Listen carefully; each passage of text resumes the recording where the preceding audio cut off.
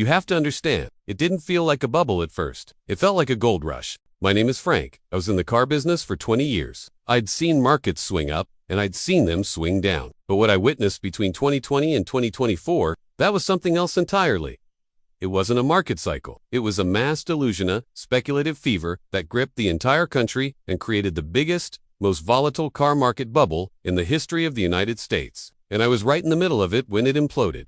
It all started with the pandemic. The world shut down, and the supply chain for new cars snapped like a dry twig. The infamous chip shortage meant new cars simply weren't being made. Dealership lots usually overflowing with gleaming new metal became barren waste. But at the same time, people were flush with cash from stimulus checks and PPP loans, and they were suddenly terrified of public transportation. They wanted a car. They needed a car. This was the spark that lit the fuse. With no new cars to buy, the entire country turned its attention to the used car market, and that's when the madness truly began. I remember standing at a Mannheim auction in late 2021. It was pure frenzy. This became the new normal.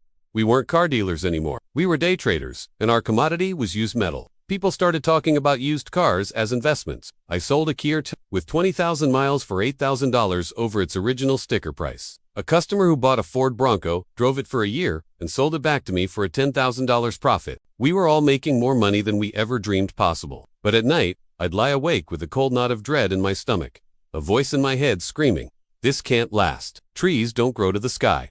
But you couldn't stop. You were trapped. If you stopped buying at these inflated prices, your lot would be empty. You had to keep dancing as long as the music was playing. The music stopped in late 2024.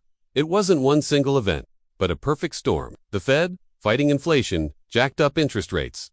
The stimulus cash was gone, and new cars were finally pouring back onto dealer lots. The implosion wasn't a slow leak, it was a supernova. I remember the day it truly hit me. A Tuesday. The phones didn't ring. Not once. The online inquiries, nothing. It was like a switch had been flipped. The buyers were simply gone. Then the wholesale market collapsed. Utterly. The auction, once a place of frantic bidding, became a funeral procession. That same RAV for that sold for $36,000? You couldn't get a $22,000 bid for it now. Values weren't just dropping, they were falling off a cliff. Within 90 days, the average used car lost 30% of its value. For dealers like me, it was a death sentence. We were all leveraged to the hilt with floor plan loans, sitting on millions of dollars of inventory that was now worth pennies on the dollar compared to what we owed. But the real catastrophe, the true human tragedy, was what happened to the consumer. Millions chose to stop paying. The wave of repossessions that hit the country was staggering. It created a vicious feedback loop. Repossessed cars flooded the auctions greater than wholesale prices crashed even further. Dealership inventory became even more worthless greater than more dealerships went bankrupt. It was a complete, systemic collapse. I managed to survive, but just barely. I saw the writing on the wall and started liquidating my inventory at a massive loss. I sold my big, fancy dealership. Today, I run a tiny operation with 5 or 6 cars I own outright. I'm back to where I started 20 years ago. I am one of the lucky ones. When you drive around now, in the summer of 2025, you see the scars.